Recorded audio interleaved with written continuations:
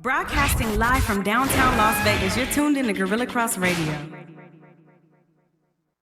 Yo, you tuned in to Guerilla Cross Radio.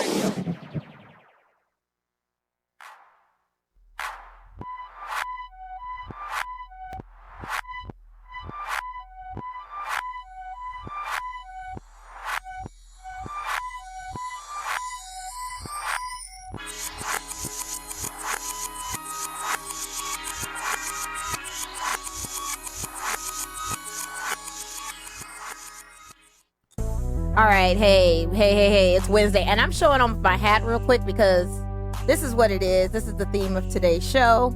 Welcome to GirlChatSports. It is Mo. Mel is still at some kind of undisclosed location. I'm not quite sure where she is, but she'll be back. I promise you, hopefully she'll be back next week with us. But in the meantime, we're going to get into some sports, and I've got some great guests joining me. I'm super duper excited. This is episode 148. We're going to call this the Raiders edition because I have literally taken over Girl Chat Sports the last 2 weeks. Okay, so tonight I have my brother. Now, you met my older brother who's a Cowboys fan. We're going to talk a little bit about Cowboys, but I don't want to talk about him so much. I'm going to talk about my favorite brother, my baby bro. Marcus is in the building. And then we've got my other brother from another mother, the Meme King himself. You guys may know him on the Let the Ball Bounce page. We got Vance Horn in the building. I'll just call him Horn for right now. Both of them are diehard Raider fans. So say what up, fellas. You know, we on. What's going on? 148. We're in the building. We talking Raiders tonight. If you guys don't know, you can watch us live now on not only the Facebook Live page of Girl Chat Sports, and we're going to share that everywhere, but you can also watch us live on the Guerilla Cross Radio app. And if you have not downloaded that, please do so right now because it's dope. And then also we're taking calls tonight, 702-608-3259. So fellas, I like to get into a few little things. We're going to talk, of course, Raiders. We wrapped up Hard Knocks last night. We're going to get into a little bit of that. We're also going to talk about, we'll mention a little Cowgirls information with Zeke and how we feel about that payday that he got all the way up until 2026, if that's even realistic. But anyway. And then we're going to talk a little bit more about the future of week 1, what we think our Raiders are going to do, as well as some of these NFL teams. And we're also going to talk about some Vegas sports. So we'll get into the Vegas sports thing right now. Sound good, guys? Sounds good to me. Sound Let's good? go. All right. Go. So real quick, our Lights are playing right now in Salt Lake City against the Monarchs. Originally, they had scored. Shout out to Christian Torres. He's kicked off the first goal of the match. The score was 1-0, but it looks like our Salt Lake Monarchs, the Monarchs have come back. So now the score is tied 1-1. So we need those lights out there in our Viva Light Station, folks. Shout out to La Fuerza, Electric Company, Llama Dude, his whole posse. We need another goal. And I think we can make that happen so we can get points so we can qualify for the playoff tournament. So as it stands with the Lights, I think, and I want to say, I think they have, it might be like 3 home games left until we go into playoffs. So they've got to score some points, and they've got to score big so they can host a spot into the playoffs. So they've got a home game coming up this Saturday. And if you guys didn't know, this is a good home game because they're dropping money on the field. $10,000 to be exact. $5,000 in cash, $5,000 in cash prizes. I mean, it's going to be incredible. You guys got to go. One of y'all going? You going, Marcus? I will see. I got to work. I don't know. You got to work? Yeah. Horn, no excuses. Saturdays are your weekends to be Meme King. Just come on out. Support the Lights. Oh, yeah. I'll see what I can do. Definitely. You see what you can do? Okay. So, actually, it's 7 weeks left of the regular season that we have. I stand corrected. Yeah, so you got to come out to a game. And then our Aviators are playing tonight as well against Sacramento River Cats. That game started at 6:35. They are the Pacific Southern Division, the PSL Pacific Southern Division champions officially. So they're going into their championship series, and it's like best of 5 starts today. So they got 2 games in Sacramento against the River Cats, and then they come back and do the remaining series here in Vegas. So hopefully if they complete that series, they advance on. So that'll be a good look. Shout out to our Vegas teams. They're doing their thing. And then our Aces. Let's get into it real quick. So the Aces had a game this past Saturday night against the LA Sparks. It was a must win for the Aces. Final score was 86-92. We had a new addition on the team, Epiphany Prince. Scored some major points within 10 minutes of her playing time. She came off the bench shooting threes. Back to back. Marcus, you went to that game. What was your take on it? Oh, it was a great game from start to finish. Typical Aces fashion. They went down early, but and I tell people, I joke with people, if you're gonna go to an Aces game, don't worry about missing the first half. All the excitement is always in the second half. And that's true too, because that first half is like, oh my God, you're like, what is going on? Yeah, I think that maybe they're trying to get a feel for the other team, but I feel like the Sparks are no joke. With Candace Parker out there. What's the other chick's name? Okiembe or the sisters out yeah, there. there's both of them. And then you got a coach like Derek Fisher, and they looked all in sync. Like they looked really good. Like they didn't look like they had. Man, they started full court presses a little late, I felt like. But if they had started that early, we probably would have been in more trouble. Think so. Yeah. But our girl Kelsey Plum, shout out to her. Man, I've been waiting for that breakout game from her all season. What do you think brought that on with her?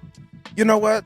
If you look at the social media and thing with the Aces, you always see her. She's always after practice getting up shots. I mean, not just shooting. I mean, she's coming off the dribble. She's looking to create her own shot. She's coming off screens. So I think, it's been a long season for her. If you ask her, she'd probably say the same thing. And I think she's just, manifestation of all the hard work she's putting in. And her timing was impeccable. Yeah. I mean, her confidence was on an all-time high. She was calling for picks. She was looking for the shot. She wasn't forcing it, and she was just in the zone. She was there. I agree with you on that. Yeah. I mean, that was a zone I'd never seen of her, and it just was like on fire. It was and she saved it. It was very refreshing, and to be honest with you, she saved the day. She took that game over. and willed her team to win. Right, exactly. So that's what we did. And shout out to Asia Wilson, because that was another double-double for her. Yeah, that she had that. She's always going to be good. Liz didn't have the best game, but I got to tell you, I think when they play this week against Atlanta, I think she's going to bring it.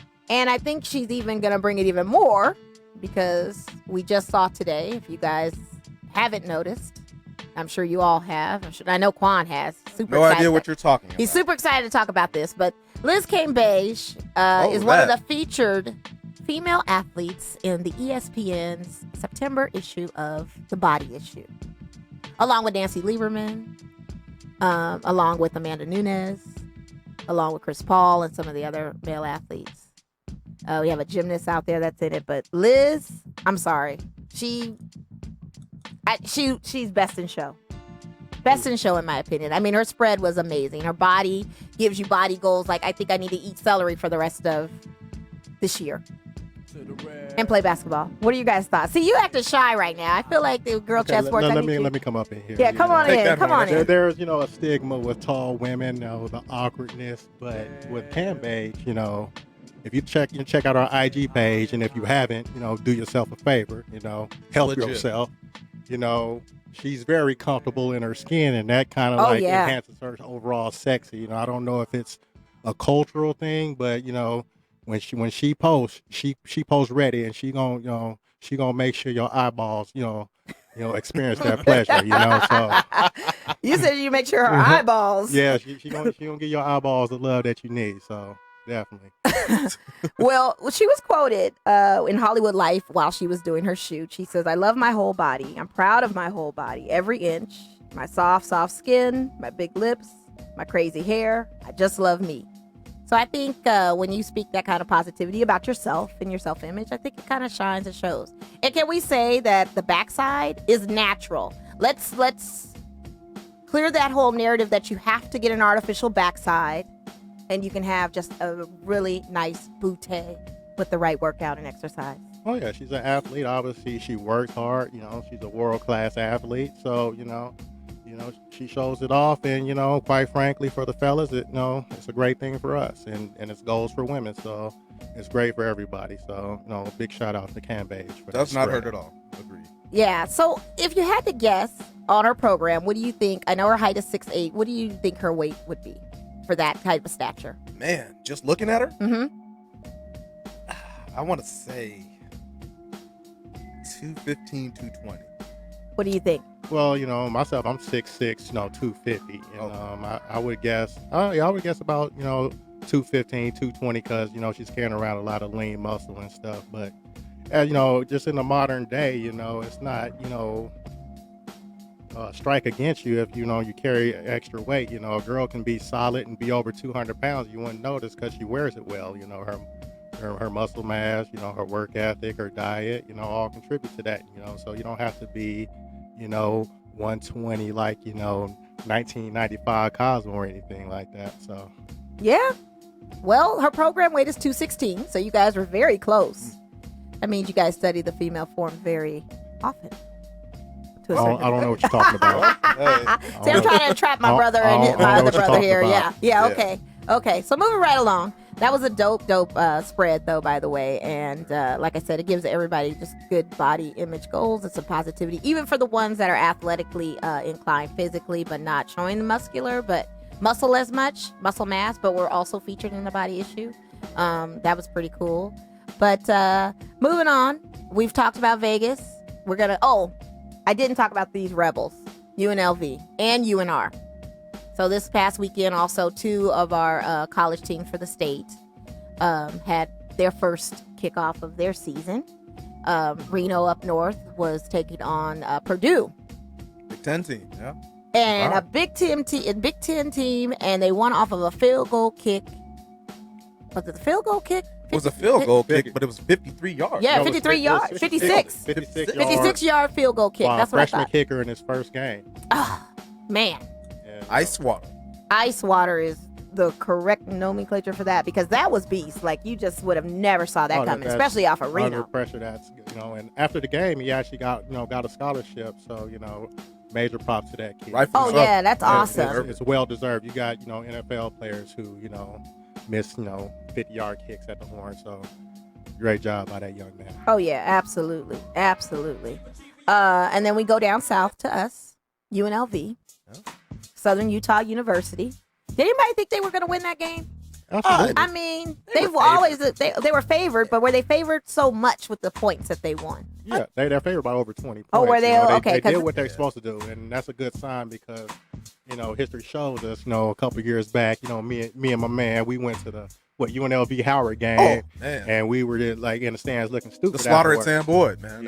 So you can't be, get beat down like that with Anthony Anderson in the stands supporting Howard. But that's what happened. So in this instance, they did what they supposed to do. And this week with Arkansas State, you got a 50-50 game, so I'm really excited about that. Are you guys gonna go check out that game? Oh, most definitely. Oh, okay, cool. If you can get out to Sam Boyd this weekend, that's a big game. Heavy hitters, man. We're gonna see what this new UNLV team does. They got a new facility. They got an upcoming stadium they'll probably be playing out of next year. Yeah, basically this is year to set the plate. Yeah, it is. So, you want to get in the new Raider Stadium. You want to go in there with momentum. So the goal is to obviously win 6 games to get bowl eligible. Yeah. Ideally, that is what is key. But you got to win these 50-50 games. In Arkansas State, this is a 50-50 game. So, you're at home, you're in your backyard, you got to take care of it. Because the next 2 games after that is going to be really challenging. And, so you got to get it today. Yeah, I agree. So what do you have, a message for Coach? You got something to say to him? Because I feel like you should be right on there on the sidelines with him. I'm a Sanchez supporter. A guy, who comes from college and who's adjusted to the game. He's raised money for the Fertitta facility. He's recruited well. Got some transfers in. Amani Rogers looks like, if he can, get better with his arm, you got a primetime player with that. So, you're really setting the play for something special. Yeah. And that's what you need. You need momentum. You need eyeballs. You need investors. And you went on the field. All that'll come because like it was mentioned. In a sports group. Why can't UNLV be Boise State? And there's no reason why you can't be Boise State. Yeah. Why you can't be San Diego State. Right. UNLV can be all of that and more. So, and I think Sanchez, he keeps honing his craft. Making the right decisions. It can happen. I really believe that. So I think everybody needs to be patient. Yeah, I'm willing to be patient with them. I don't know how this basketball team thing is going to pan out with the Rebels when we get into the basketball season. But I know they got a good assistant coach that's possibly going to make some moves, but I don't know. Well, we got a shout out to the local boy, DeMarlo Slocum. Yes. El Dorado alum. It's really He's good an L-Dog to see. guy? Oh, yeah. It's really good to see him do great things. Also went to Dixie College where I went. So, okay. TJ Ottenberger's already got like a top, is it top 15 or top 12? Yeah, he's in the top 20 recruiting class. Well, that was what he was known for, right? Is his recruiting? Yeah, I personally wasn't a big, advocate of Menzies getting fired, but I'm really excited to see what he's doing because more than anything, you need the buzz. If there's some buzz and stuff, it'll bring people to the MAC. But sometimes Menzies didn't really give us the clientele we needed to get out there. So I think Ottenberger's already, getting people in and generating buzz. So, Osweiler, right? Ottenberger. Is it Ottenberger? Oh, Ottenberger. I'm thinking of the football player, huh? Yeah. Rottweiler. Rottweiler, yeah. Don't put him in that category. You talking about that trash cat from the Broncos? Who we play on Monday, and we will be talking about that as we segue into our Raiders. But yeah, I got some promising things. I'm excited about this whole season of sports. I agree, and coming back, just touching on UNLV, this community should be excited for. They need to be. I mean, that football team alone. I mean, you look at Tony; he's just genuinely invested in not only just keeping the job, but making it better. And he's done so. He's just, he's putting his money where his mouth is, so to speak, getting the donors like the Cheetos, like you said. And I'm a Tony Sanchez fan. A lot of people have, been vacillating back and forth whether or not he's on the hot seat. Should he stay?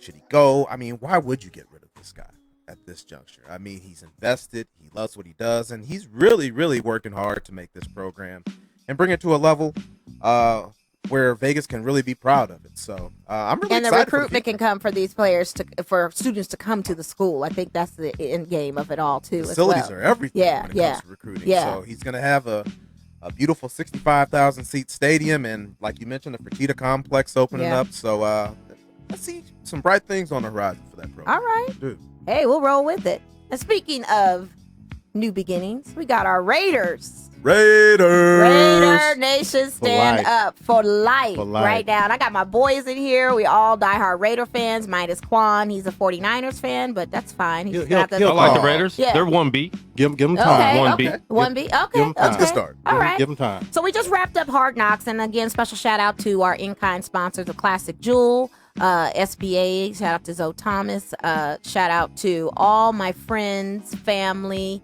fans of the Girl Chat Sports Show. All of their supporters coming down, watching the 5 episodes of HBO's Hard Knocks, Raiders Edition. I mean, I have to say for this season of Hard Knocks, it was really good. It started good and it ended very well. I think last night's episode was the toughest because it was the cuts. The last preseason game of Raiders playing against Seahawks.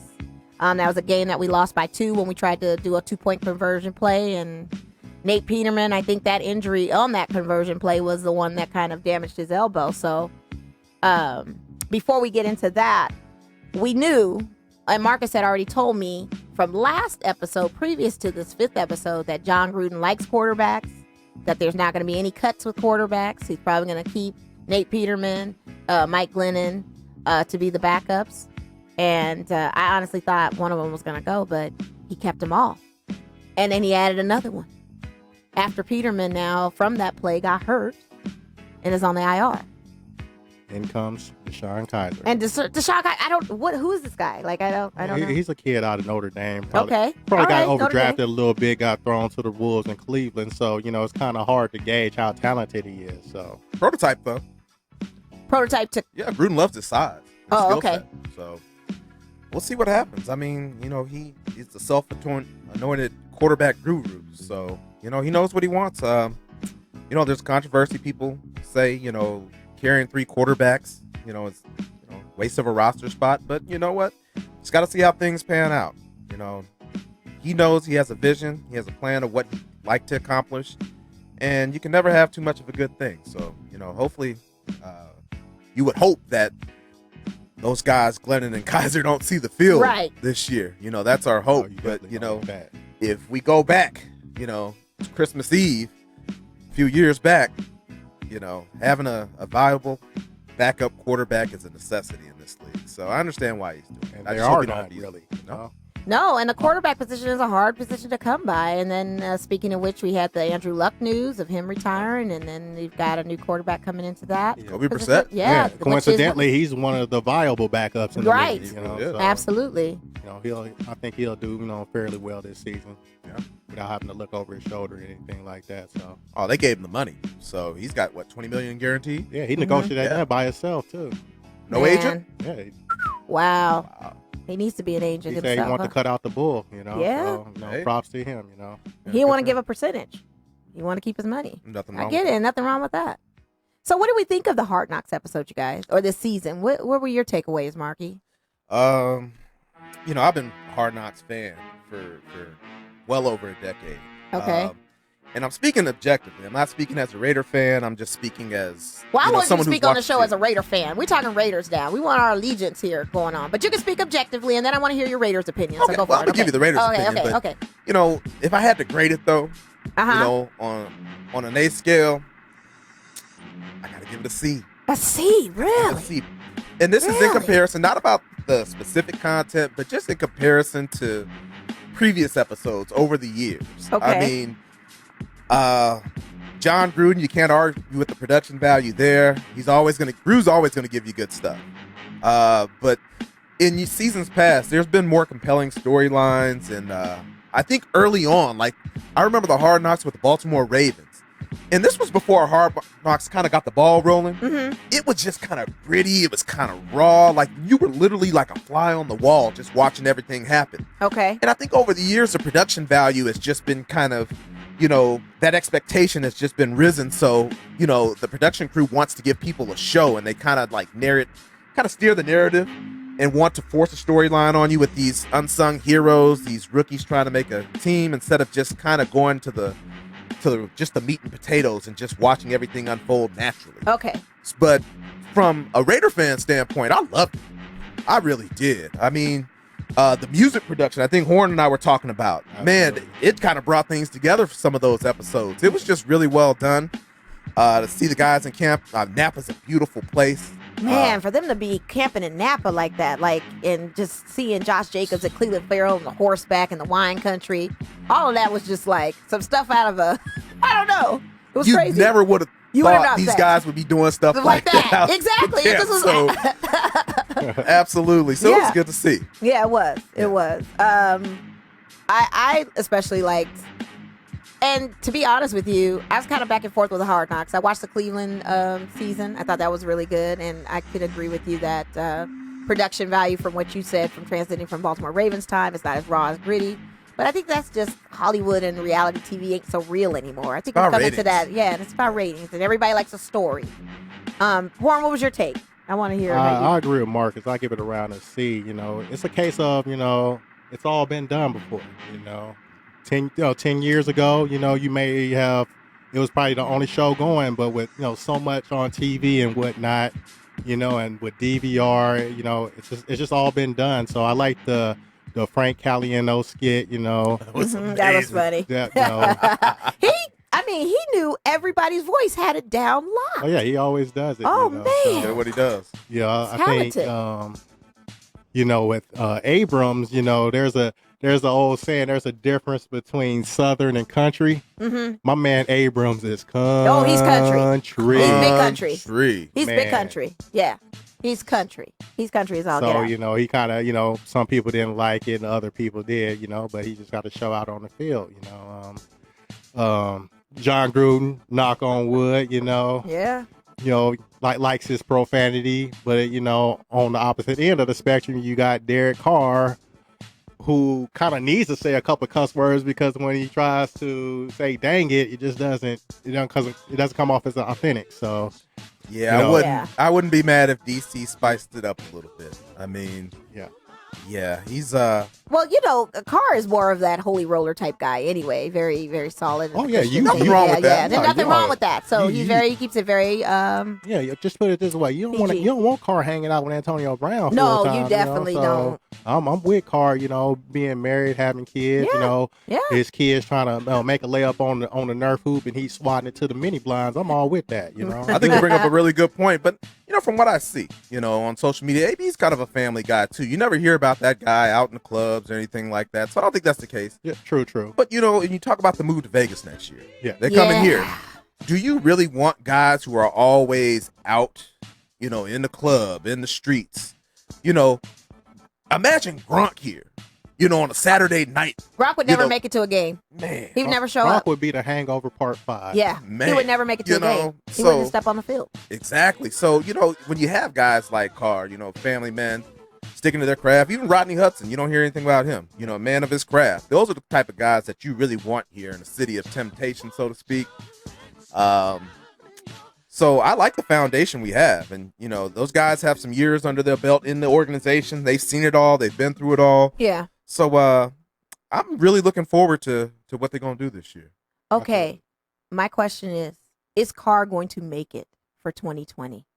If the wins don't match what we think. What is your prediction, actually? Let me just go back. What are your predictions for the Raiders win-loss this season? Okay. Answer both questions. Being objective again. I mean, just taking the fandom out of it.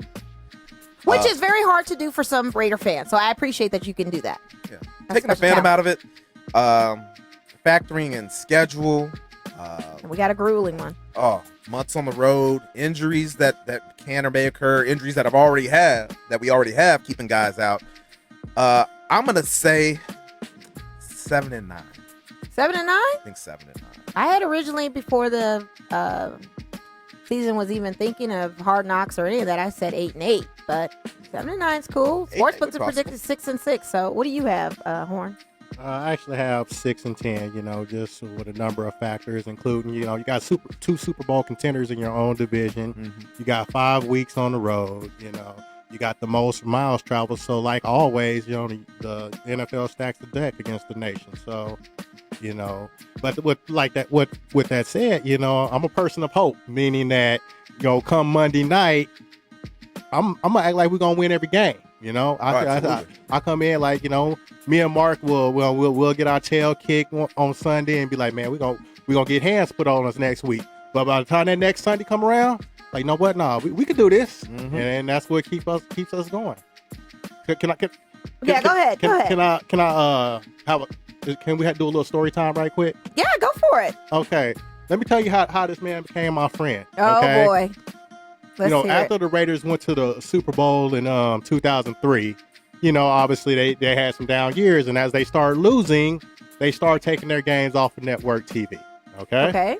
So you have to go to the bar to watch your team because they wasn't putting the Raiders on no more. And quite frankly, I can't blame them. You can't put that type of product on TV, but if you're a part of the nation, you got to rep. So I started going to this bar called the West Cliff Station. Shout out to the Cliff. To the Cliff, baby. Shout out to the Cliff. On Buffalo and West Cliff by the 95. So I would go, and I see this man across the room. He see me, it's all good. But as time went on, we started sitting closer and closer and closer until one day we just sitting together, man. And you know what I'm saying? And we've been thick as thieves ever since, man. So that's the beauty of the Raiders, and more importantly, that's just the beauty of sport, man. Real spit. Look at that. It created a beautiful friendship, man. I'm thankful for it. You know what I'm saying? Look at that. Nation for life. That's my boy for life. Absolutely. Brother, I'm another mother. You can't be mad at that. That would make me a Raider fan for life when you have friendships brought together for as long as you guys have. And by the way, shout out to Donnell and the guys from Let the Ball Bounce, because he's been in the chat very, very incensed and jealous that you're on our show tonight, Horn. And you've never been on a Let the Ball Bounce show. So is there anything you need to say to them? Oh, man. Or anything real quick? Because this is the Raiders talk. I mean, I don't know. Goose and Andre, man, they're my guys. Sean Johnson, shout out. Those. Over time, we like to cut up in this group. We don't always agree on things, but it's always love at the end of the day. It's kind of like bringing like a urban sports vibe to Vegas. I'm glad to be a part of it. So that said, though, anybody can get it at any time. So I got my memes ready. So if your team ain't up to par, I'm gonna lay that ass out. They said you're scared to get on Let the Ball Bounce talk show. Oh. He said you're scared. They said they've been inviting you for years, and all of a sudden you appear on Girl Chat Sports. Oh man. Hey, listen. Oh, no, man. What can I say? I don't know. I'm just a reporter. I'll just report the news. I hear you. I hear you. Well, you got to get on the show with those guys. We're also going to have a special guest come on in a few moments. Reach out to her shortly. She used to work for the Raiders. So like I said, this is a whole Raiders segment. I know some of you guys aren't trying to hear about our Raiders, but guess what? We're here. Yeah, and we're really going to be in your face next year. Oh, yeah. It's the silver and black town. It's Silver City already. Just to think about it, not to cut you off. No, go for it. Go for it. The Raiders coming to Vegas is a dream that I never dreamed of. I wouldn't even fix my heart on even, fathom the possibility that one day, my favorite team can be in my hometown where, when I was born, we only had like a couple of 100,000 people, and a lot of the real estate didn't even exist. Yeah. So now to drive by the stadium every day, it's like watching your kid grow, man. It's just fascinating. I got a lot of goals in life, but I just want to make it to September 2020. It's going to be a beautiful thing. God willing, we all make it to September 2020. Stay alive. Keep yourself safe. Just, everything. So real quick, guys, and then we'll make our call to Cheryl. As far as the Antonio Brown situation, or situations, I'll say plural, we had the foot thing, okay? And then we had the helmet thing. Which, by the way, he's got a new helmet now. Zenith helmet. It looks stealth. They were clowning him. Yeah, they were clowning him on Hard Knocks about what it looked like, but that's okay. As long as he can perform and do what he needs to do, I'm with it. Oh, absolutely. But now we've got the fines.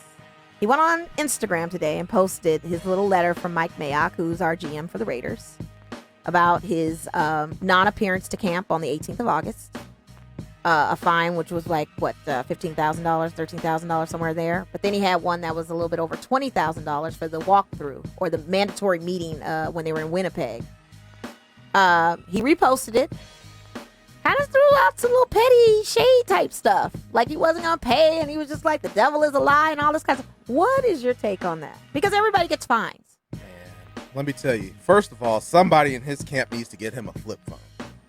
Flip phone, one of them old Nokia phones, whatever. Man, give him a Saved by the Bell joint, Zach Morris. Get them Zach Morris doorstop. Okay. Because, man, once you hit send on social media, you can't take it back. And I honestly think even if nobody likes to get fined, I understand that, but this is something that probably could have been handled internally. And knowing that team, they probably would have rescinded the fine and not even, fined him. And I was looking at. If you follow Amy Trask on Twitter, the Raiders ex-CEO, great follow, by the way. Oh, I got to follow her. Yeah, she's great. She was saying, this was more procedural than anything, and oftentimes, more so than not, teams don't even fine you. They just do it because they're in that position. They somewhat have to and know they can. So I think it's... We got a call? Oh, sorry to cut you off, bro. Oh, we got a call. So real quick. Caller. Holla. Girl Chat Sports. You know what it is. I knew who this was gonna be. Wait, Goose, real quick. Goose, can you turn the music down in the background? You do this twice a week, and that's our biggest pet peeve. And you got the music full volume. You sound like you're having a fish fry back there, man. You having a fish fry back there? I have no music on. Well, you have the radio show on. No, do I? It's loud. I don't know. It's loud. Oh, you do. See? Oh, no. I can even hear myself echoing. Come on, man. Cut the stuff, man. You might need to get rid of that cricket phone. Man, what is going on? I'm sorry. I got to make a phone call. We got to call Cheryl, dude. Can you call us back? We'll call you back. We'll call you right back. We'll call you back, Goose.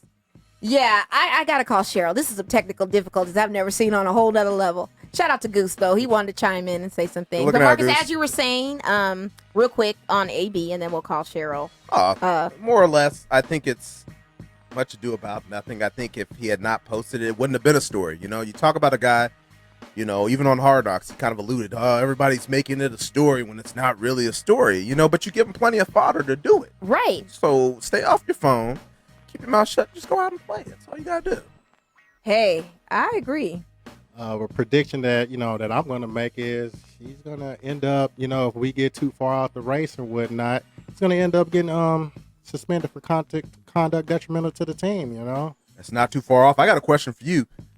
2020, do you think Antonio Brown plays here in Las Vegas?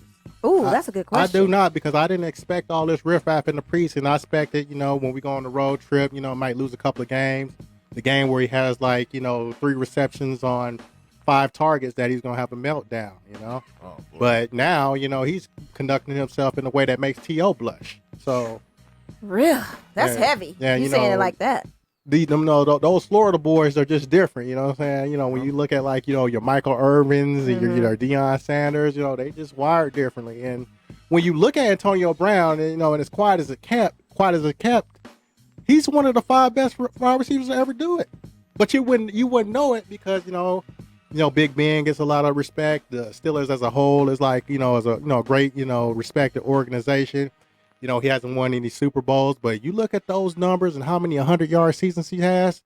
He's definitely one of the best ever, and he knows it. And he had a chip on his shoulder, 3rd-round pick coming out of what is it, Central Michigan? Central Michigan. With goals in his front. So he's overachieved so much now. But now, once he got on live, on Facebook in the Pittsburgh locker room, I think that. I remember that. Yeah, he put himself on Teflon status because as long as he can perform, he was gonna be all right. But then, Juju came along and kind of stole some of his shine.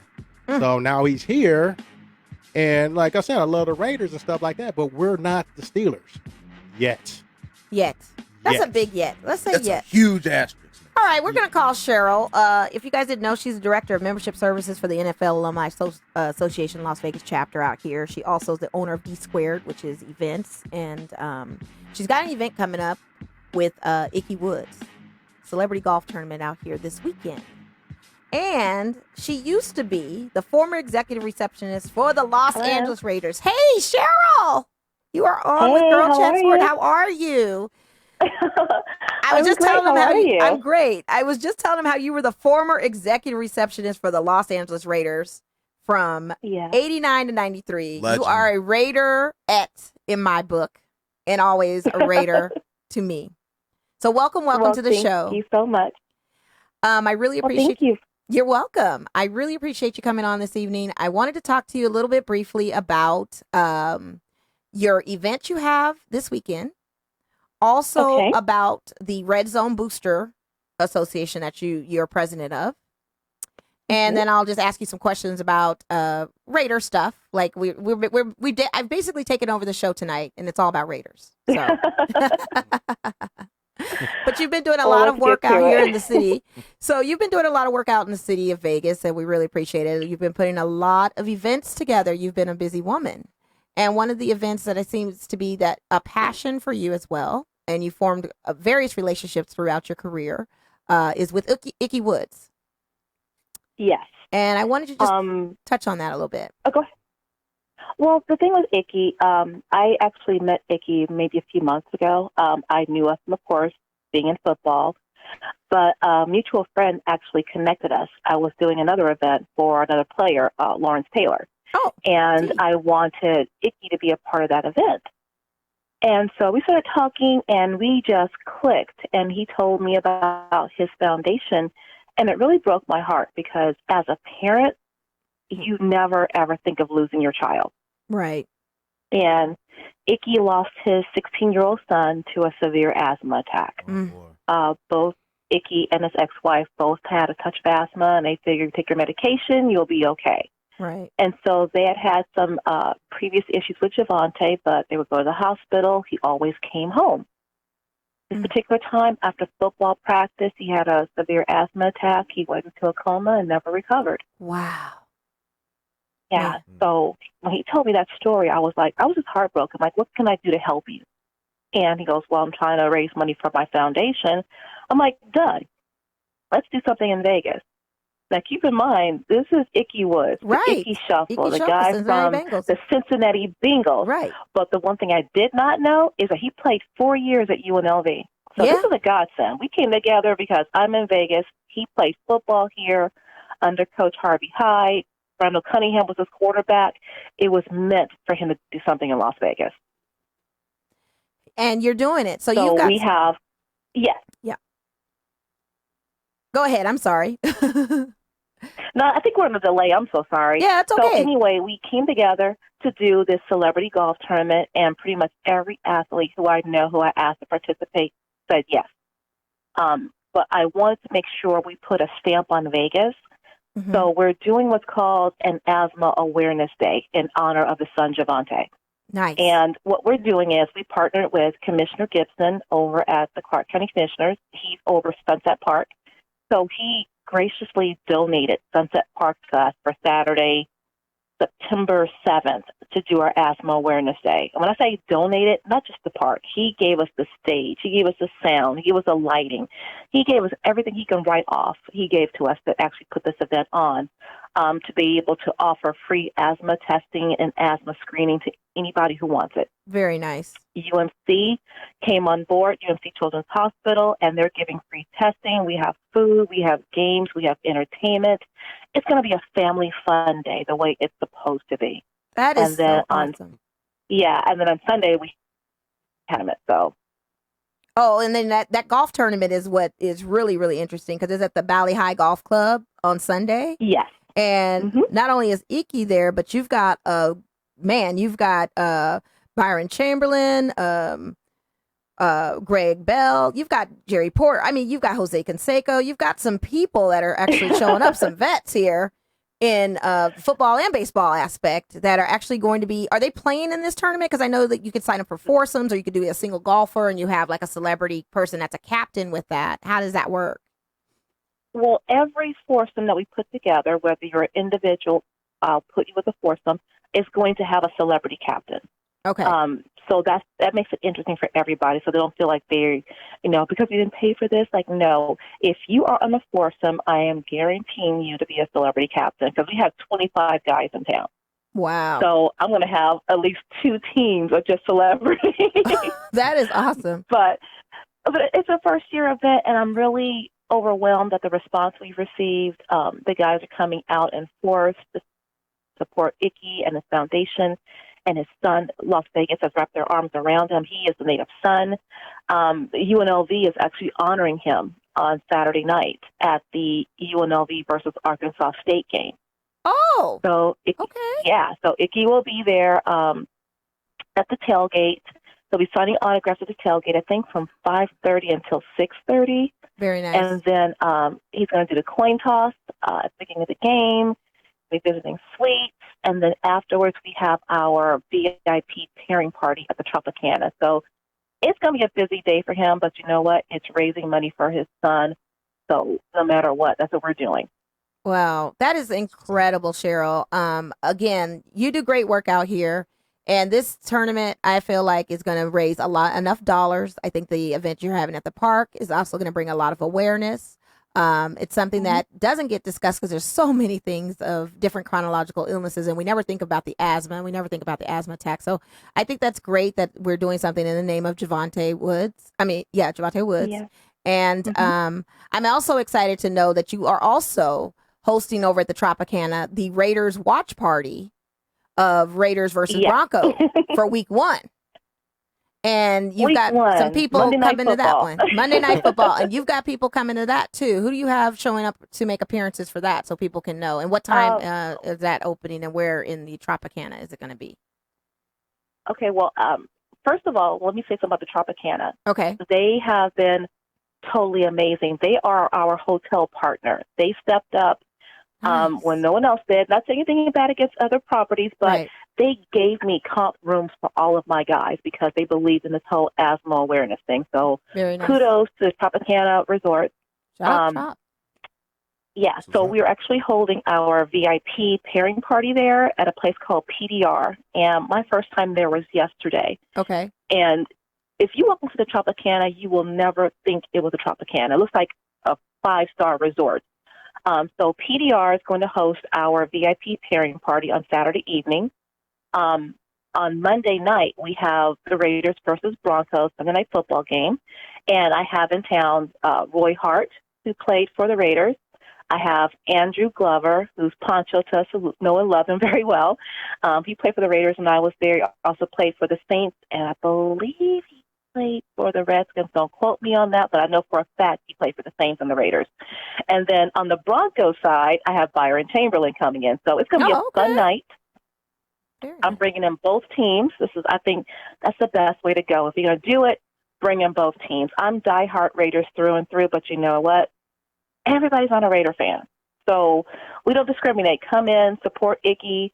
If you're a Bronco fan, if you're a Raider fan, come down to, it's called the Trago, which is a very elite lounge that has TV monitors all over the bar. I talked to the owners, and basically the only sound you're going to hear in that bar that night is Monday Night Football. So that's it. Nice. All right. That is so dope. Well, we got a place to go, Raider fans. Raider Nation, stand up. Yes, we do. We're going to be here.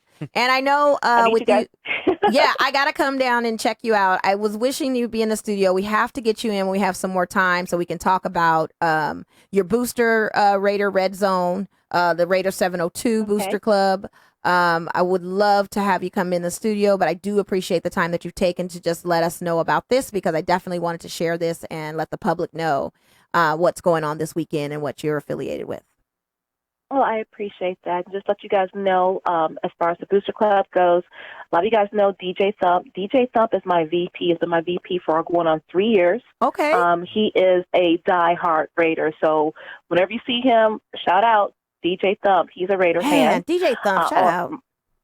Yeah, that's my guy right there. Yeah, I know him. And also, just to let everybody know that, you know what, the Raiders, they said they're coming. The Raiders are already here.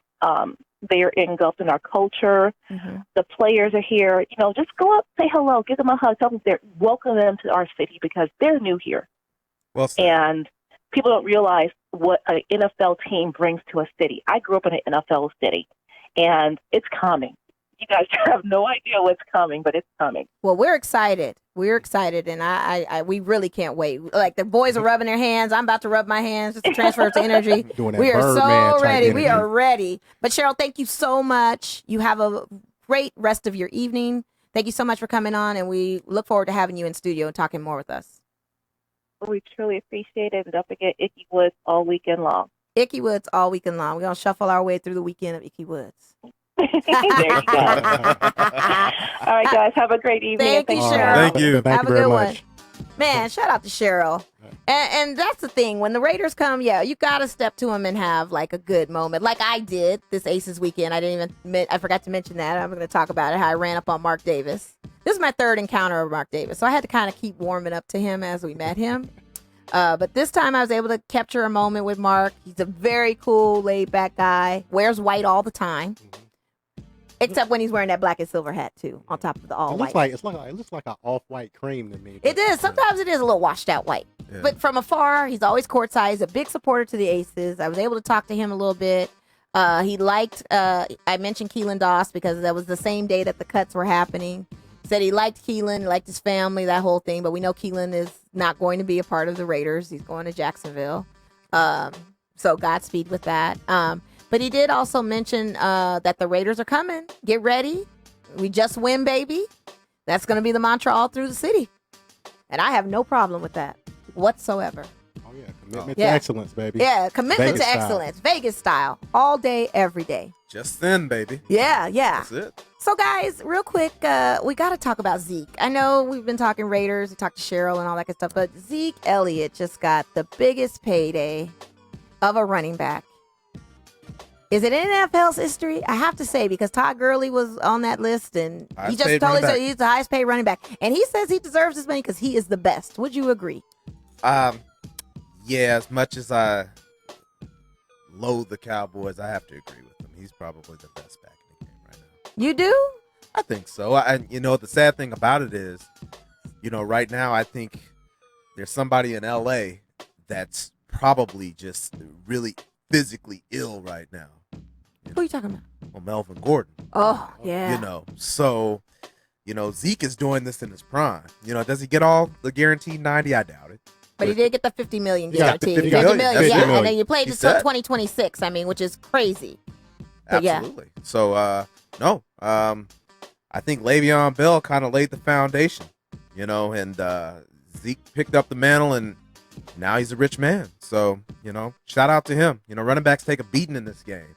Their lifespan longevity is not long. So you got to cash out, strike when the iron's hot. That's exactly what he did. Yeah, I mean, with all his off-field antics and the standing in his position of not making any moves until he saw some money, it actually paid off. Hey, Absolutely. I mean, you're talented, man. Yeah, you could pretty much write your own ticket then, it sounds like. So is that going to be a trending thing now with some of these athletes? Oh yeah, I mean, I think the CBA, in particular, was against running backs because by the time their contract is up, their best days are behind them. You saw what happened to the Vegas boy DeMarco Murray. So you got to get your market value when you can. So with Zeke, he's a rare talent, and his talents actually contribute to the Cowboys' success. Because if you take Zeke out that mix, Dak is, borderline trash. I'm just gonna put it like. Well, I think he's trash even when he's when he's with them. Yeah, I mean, Zeke is carrying this team. You see, I'm kind of hurt because our boy Amari, kind of. Yeah, Amari. Yeah, but he put on, but right. I think Zeke off field, I think he's going to mature. He's only 24 years old, so he's, you think about all the stupid mistakes that we made before we were 25. So I definitely think that he deserves it because if you lead the league in rushing 2 years out of 3, and in the third year that you didn't, you were suspended for 6 games for doing stupid stuff or allegedly. Right. He's proven that he's the best, and he's proven that his output really helps the Cowboys. So major props to him. I'm all about player mobility and players getting what they're worth because the guys that came before him, you would have thought that, oh man, these guys are on Lifestyle of Richard the Famous with Robin Leach back in the day, and they might live in the neighborhood behind you, so these guys got to cash out because as we realize with CTE and other injuries and stuff, having a hard, hear the stories about players having a hard time getting out the bed and whatnot. They're getting into like many car accidents every time they're on the field. Something that Reggie Bush pointed out. He's like every time he got hit by somebody who's bigger. Reggie Bush is on a good day 205. So what if you you got like a Ray Lewis type cat 250. Coming downhill. And trucking you every play. So you got to get yours. Yeah, I mean, why not? Especially with all the other shenanigans the NFL pulls these days, might as well try to get that dough as best as you can. Well, it's going to be interesting. It is going to be interesting. And I'm calling it right now. In 2021, there's going to be a lockout. I think there's just way You think there's going to be another NFL lockout? Oh, absolutely. There are just way too many issues on the table. Quite frankly, I don't think they can be solved overnight. No, because you look at, NFL is king. We all love other sports. Shout out to the Golden Knights and stuff, Vegas style, but when you see you're in the NFL and you're a good player, you're a starter, you're a contributor, and you see like an Otto Porter coming off the bench or something like that, banking 15 guaranteed, that's not going to sit well. No. Yeah. And you can't have role players in the NBA coming off the bench, or you can't have a pitcher pitching every 5 days, banking all this money, and you're in the most popular sport, you generate the most money. And you're taking the most risk, and you're not getting compensated for it. So. Very true. That's why when AB was holding out on his helmet thing, I felt him on that because you've got so many things that can happen. And him being the elite wide receiver that he is, let the man figure out his helmet. Like, why was they giving him so much smoke on that? Well, it's a catch-22. The NFL has been catching smoke for years, about CT and them not doing anything about it. And it's not that I think that they genuinely care about taking care of the players. I think they're just at a point, all of these things, in terms of litigation, all the slander we're catching, we're just going to have a protocol in place and we're not going to deviate from it. Yeah, I mean, the NFL in general is like, they're about optics protection. Oh, absolutely. So, 100%. Their perception is they want to care. They want to, they want to address social issues. Anything that looks good, they're trying to make everybody's happy. So they're just like a big claw trying to scratch everybody's back. So, and I can't get mad at it. It's a business at the end of the day. It is. And you got tons of people you got to make happy. And, sometimes that's impossible, but, what can you do? Yeah. So I find out from my brother here that you guys, neither one of you participate in any fantasy football leagues, or did you sign up for a fantasy team? Oh, I don't do fantasy. Oh, you don't do fantasy at all? Oh no. Wow. Yeah, it's just been a busy past 3 weeks for me, so I dropped the ball. I just missed it. And I wish I had told you, because I'm like on 5 different fantasy teams now, and with all these different shakeups and stuff, especially when I had Andrew Luck on one of my fantasy teams, that came to be troublesome. Did you cry in the car? No, I didn't cry in the car. I mean, I got 5 different. I'm looking at my matchups. I'm going to get points. I'm going to keep it rolling. I still have 4 squads. So just keep it rolling. Okay. Yeah. So. There you go. And as we keep it rolling, I always like to go off the subject a little bit. Since Power has been back on, we talked about this last episode with Goose and Dre, and they say that the acting is horrible on the show except for Omari Hart. Well, I won't say Goose said it, but Dre definitely was passionate about how Lala has poor acting. We roll into the second episode of Power. It was dope. I mean, I don't think Lala's acting is that bad. I think it was kind of terrible coming in the second season, and then kind of transitioned a little bit better. But he's saying everybody is bad. And I didn't even mention Lorenz Tate, because Lorenz Tate is an actor. And I don't think he's bad. I think the old dog is coming out of him. He's got a pass. You definitely saw traces of the wife beater and braids, you know what I'm saying? Oh, yeah, I was waiting for that double cheeseburger to come out. You know, I thought he was going to open up the campaign, going to walk straight into the liquor store. Right. You know, but. Right. Don't talk about his mama. Yeah, what you say about my mama? Yeah, that's going to be a problem. Yeah. So what are we thinking? Is the acting really that bad on the show? You know what? What is this, the 5th season of Power? 6th season. This is the final one. You know, this is what you see is what you get. I mean, it is what it is. I mean, are you expecting something that's I don't know, that's just, you know, Emmy worthy? You don't really do it for it's about the combination of things. It's about that environment. It's about the storyline. You know, I don't expect them to be great thespians, but you know, I expect to be entertained. And I think for that purpose, for the last 6 years, it's done that. I don't nitpick, so I'm not too picky about it. Like, people were mad over the theme song. I was mad over the theme song. I was tight over it. It's not no club anthem. The struggle is real out here in these streets with the Power series.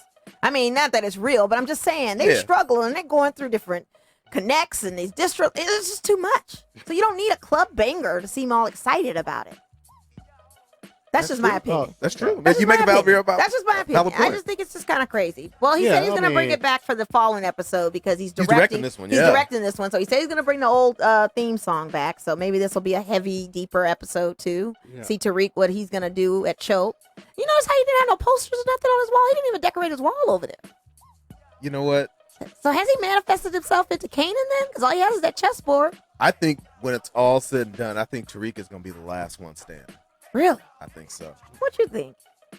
Yeah, I think Tyreek is coming into his own. You know, he's, you know, at first, you know, they presented him as a person who was naive to the game or whatever. Right. But what after happened to his sister and learning, you know, going to the block, you know, he has aspirations. Even though he may despise his father, he wants to be him. Yeah. He says, "Show me the mother game, go." Right. You know, and that was a defining moment, because when he made that one comment about Angie being a side piece, and you know, and Ghost had to grab him by his collar, right? And you know, and Tyree kind of stood there, and then Ghost let him go. I think that at that point, Tyree, you know what I'm saying, he became Teflon in his heart. He did. You know, so. But when you look at Power as a whole, you know, think about, you know, Breaking Bad, some of the greatest TV ever. How many seasons? 5? Mm-hmm. Yeah. You know, The Wire, how many seasons? I think that was five. Yeah. Mm-hmm. So you look at some of the greatest shows, you know, it's only so much material, because you've already had, you know, Tommy versus Ghost, you know, a couple of seasons back when Lobos was telling Tommy to kill Ghost, and Holly wanted it done. You know? Oh man, Holly, she got choked out for that. We talked about that last week. Man, Holly, man. Yeah, that was pretty bad. And Holly got left on the living room floor for a couple of hours there, you know, while he processed, you know what I'm saying, his actions. That's why I think Lala needs to chill out. I don't think she knows what she got herself into. She better keep accepting those fine gifts and just keep. If a woman had a guy like Tommy, you know, if he want pork chops, you better fix him the pork chops. Get him the pork chops. Yeah. You know? And make sure you have his Kool-Aid at a certain temperature. You do not want that smoke from Tommy. Yeah, you do not. It's getting dicey, so to be continued. We'll see. Yeah, it's gonna be last episode was a great setup episode. Looking forward to see what we Yeah. what we got on episode 3. And they're extending the episode, so it's going to be really good. Yeah. Oh, we get more than an hour. Yeah. Oh. Well, no. Extending the number of episodes. Usually they end the series with 10 or something like that. I 10. think he's doing 15 this year. Oh, this really? season. Yeah, for the last Yeah. episode. Yeah. So I got a couple questions to ask y'all, just for kicks and giggles. Okay, go for it. When is it ever going to be summertime in Power? You know, I want to see somebody short set. I mean, question. I get enough with Ghost shirt off. I mean, I'm not gonna count Tony's I mean, shirt. I don't really pay attention to you're- that, but you're- Ghost shirt. Ghost shirt comes off his shirt all the time, and 50 was wearing little wife beaters, and Rotimi, you know, let's not forget Dre. He was showing some body too. I Okay. mean, we get to see some of that. Interesting points here because some of us look different. You look at Lala, man. I was kind of checking out the pants there, and Oh, we talked about this last episode.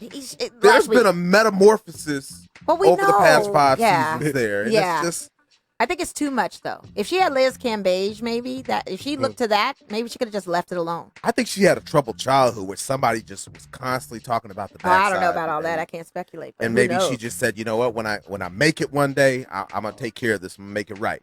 And Yeah, and when Carmelo did what he did, you know, Oh, that probably added Hey, fuel to the fire. perfect time. motivation. Hey. All right. Well, we're about to wrap up soon, but real quick, our Dodgers, because we're also Dodger boys. Yes, we are. Oh yes.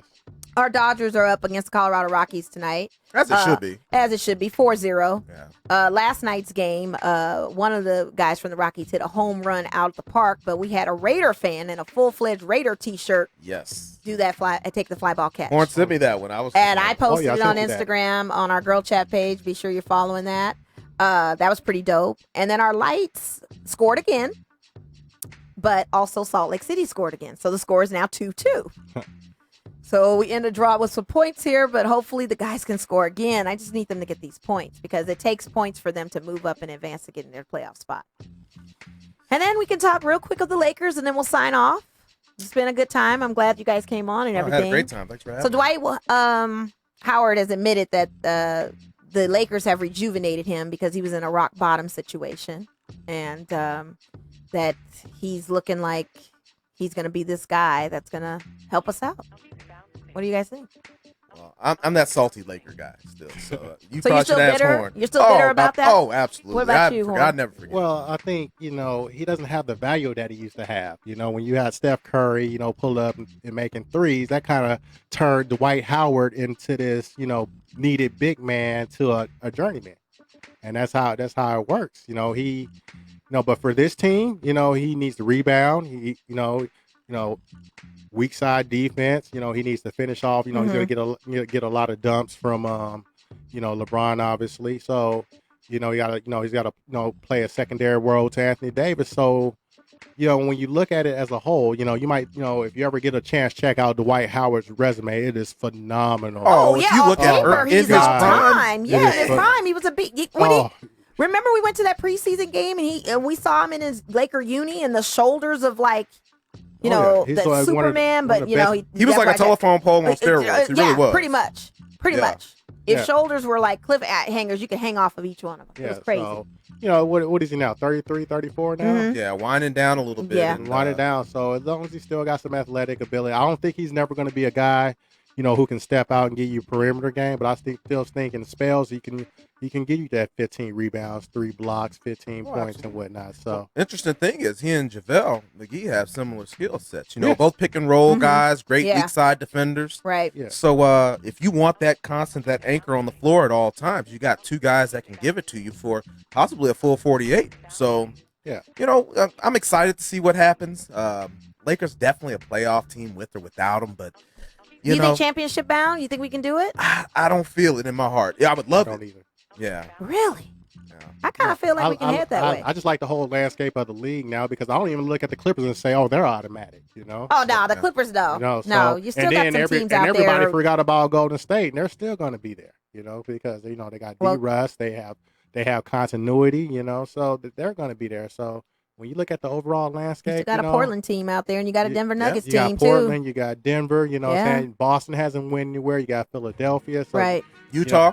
You got Yeah, Utah. Utah. Finally now. Yeah. So for the first time, and because when you look at the NBA as a whole, in my lifetime, I'm 40 years old. There probably only like 6 or 7 teams have won it in my lifetime, meaning 6 or 7 franchises. Yeah. So for the first time, I can't say who's going to win off top, Right. Because last year you walk in and you think that, okay, Golden State got this. When LeBron was with the Heat, okay, the Heat got this, and so forth. When Kobe and them was around, oh, that's Kobe, you know what I'm saying? So, it's a toss-up, and, I think that, I don't think load management is going to pay as the bigger factor because people are going to need to, superstars are going to want to have to get in these games and get playoff position, so. Yeah. Starting the season a little sooner, too. A little bit longer, so And you then don't we have have- those many back-to-backs. Right. And then we have no preseason here in Vegas, which is kind of. Which, you know what? It sucks for It lack of a better does. word. I Yeah. don't know what's going on. The Lakers have been here for Countless, years. for years. And they give us nobody. This is a great NBA market. I was. Yeah, They're going to China this year. Lakers are. That's why they're not coming here. Oh, wow. Okay. Is that what it is? Yeah, I'm still kind of tight about that one. Yeah. Yeah. And then I want to end the show real quick, and thank you guys so much for coming on. I just love that my brother is here because I need him back again, and I'm very excited that Vance is here, Horn is here. We're gonna have you both back on when we got Mel here, wherever she may be. I don't know, she's running something. We have conspiracy theories about Mel's whereabouts, but anyway, I want to shout out the girl power moment of the evening from this past weekend, and that is Lisa Leslie, coach of the Big Three triplets. She's a championship coach. Championship coach. This is the second year in a row for Big Three that they've had a female coach win a championship on the half-court 3-on-3 tournament. Not shocking, really. Is it not shocking? I don't think so. I think, when you talk about women's basketball, their IQ and acumen is when you compare. So they're to- dialed in. Oh, absolutely. Oh, you gotta, you gotta focus on the fundamentals and stuff. Mhm. For that reason, more discipline, more structure. It's like, me, I'm a former Division I college basketball player. Sometimes you rely on your, your athletic ability and things of that nature. With girls, it's it's more fundamental. It's skills. It's concentration. It's the little things. They pay attention to details. We do. And I was about to say, we pay attention to the details. We are like in sync with everything. And shout out to Joel, who's getting an opportunity to go pro possibly. He's getting looked at. He's going to go to the camps and stuff. Joe Johnson, who plays for the triplets. He was on that triplets team with Lisa Leslie. But scouts were out looking at him. And so he gets an opportunity to go out there and shoot or shoot. And see. Yeah. I mean, Ice Cube has made this pretty good thing to see veteran players come back into a league. I mean, yes, it's half-court basketball and it's a 3-on-3 thing, but it still gives them, some kind of beacon of hope possibly if they were to get on an NBA team. Yeah, it's him capitalizing on the dog days of summer. Yeah. At the end of the day, That's true. July and August, when we start really misbehaving on social media, it's because they ain't got nothing going on. Yeah. So there's no boxing. NBA wraps up. Baseball is in that middle phase. Not quite for the playoff push. So, he dropped something right in the dog days, and it's showing up that he's benefiting from it. Hey, you can't knock the hustle. No. As our guy Jay-Z says. Yeah, fill the niche. Uh-oh. Yeah, I think fill it's the done a niche. really Don't say Jay-Z. No. Don't say Jay-Z. People get their feelings hurt when you mention Hov. Jay-Z's a whole nother time, a whole nother The place. greatest of all time. But again, I thank you guys for tuning in. Thank you, Cheryl, so much for calling in. Thanks, guys. We're out. We'll see you next week. You have a good night. Raider Nation. Raider Nation for Raiders. life. Raiders For life. for life. Yes.